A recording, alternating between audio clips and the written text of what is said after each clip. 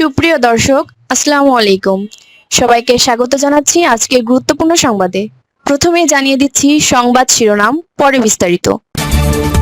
ভোরে ব্রাজিল বনাম Morocco high voltage match live দেখুন এখানে।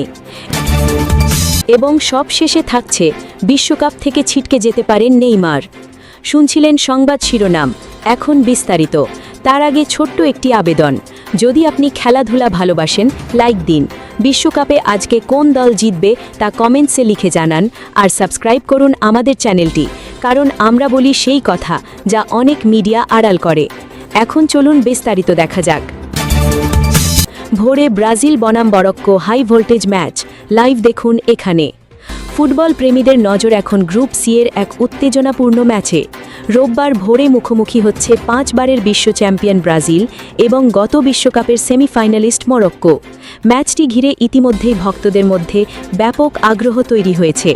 পরিসংখ্যান ও বর্তমান ফর্ম অনুযায়ী কিছুটা এগিয়ে থাকবে ব্রাজিল। ম্যাচ প্রিভিউতে সেলেসাউদের জয়ের সম্ভাবনা ধরা হয়েছে 59%।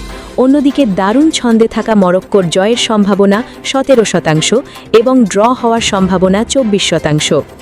তবে মরক্কোকে হালকাভাবে নেওয়ার সুযোগ নেই। আশরাফ হাকিমিদের দল বড় ম্যাচের চমক দেখানোর ক্ষমতা রাখে। গ্রুপ শীর্ষে ওঠার লড়াইয়ে তাই এই ম্যাচ দুই দলের জন্যই অত্যন্ত গুরুত্বপূর্ণ হয়ে উঠেছে। ম্যাচের সময়সূচি: ব্রাজিল বনাম মরক্কো, গ্রুপ সি, তারিখ রোববার 14 জুন 2026, সময় বাংলাদেশ সময় ভোর 4টা। লাইভ দেখার উপায়: বাংলাদেশের দর্শকরা বিভিন্ন টেলিভিশন ও ডিজিটাল প্ল্যাটফর্মে ম্যাচটি সরাসরি দেখতে পারবেন। টি স্পোর্টস উইটের সরাসরি সম্প্রচারের সম্ভাব্য প্রধান মাধ্যম। গাজী টিভি বড় ম্যাচগুলো সম্প্রচারের জন্য পরিচিত। স্পোর্টস 18 চ্যানেলেও ম্যাচটি দেখা যেতে পারে। অনলাইন ও mobile platform: T Sports app ও ওয়েবসাইটে সাবস্ক্রিপশনের মাধ্যমে লাইভ স্ট্রিমিং পাওয়া যাবে। টফি অ্যাপ বাংলাদেশের জনপ্রিয় একটি লাইভ স্ট্রিমিং প্ল্যাটফর্ম, যেখানে ম্যাচটি দেখা যেতে পারে। এছাড়া বিশ্বকাপের অফিসিয়াল ডিজিটাল ব্রডকাস্টিং পার্টনারদের প্ল্যাটফর্মেও ম্যাচটি সরাসরি উপভোগের সুযোগ থাকবে। সব মিলিয়ে ভোরের এই ম্যাচটি ঘিরে ফুটবল প্রেমীদের মধ্যে জমে উঠেছে বাড়তি উত্তেজনা। এবং সব শেষে থাকছে বিশ্বকাপ থেকে ছিটকে যেতে পারেন নেইমার। 2026 বিশ্বকাপ শুরুর আগেই বড় ধাক্কা খেল ব্রাজিল দল। চোটের কারণে মরক্কোর বিপক্ষে গ্রুপ পর্বের প্রথম ম্যাচে মাঠে নামতে পারবেন না দলের তারকা ফরওয়ার্ড নেইমার। এমনকি পুরো গ্রুপ পর্ব থেকেই তাকে বাইরে থাকতে হতে পারে বলে ইঙ্গিত দিয়েছেন কোচ কার্লো আনচেলোত্তি। শুক্রবার 10 জুন নিউ জার্সিতে ম্যাচ পূর্ব সংবাদ সম্মেলনে আনচেলোত্তি জানান, নেইমার দ্রুত সেরে ওঠার জন্য কঠোর পরিশ্রম করছেন। তার আশা, আগামী সপ্তাহের মধ্যে এই অভিজ্ঞ ফরওয়ার্ড আবার পূর্ণ অনুশীলনে ফিরতে পারবেন।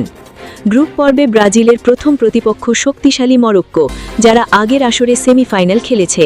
এরপর 19 জুন হাইতি এবং 24 জুন স্কটল্যান্ডের মুখোমুখি হবে সেলেসাওরা।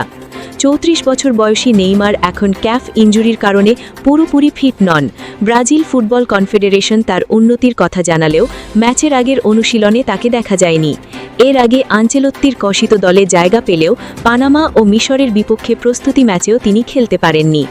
ব্রাজিলের ইতিহাসে প্রথম বিদেশি প্রধান কোচ আনচেলোত্তি বলেন, নেইমারকে শুধু তার খেলার দক্ষতার জন্যই নয়, যুব খেলোয়াড়দের অনুপ্রেরণা হিসেবেও দলে রাখা হয়েছে।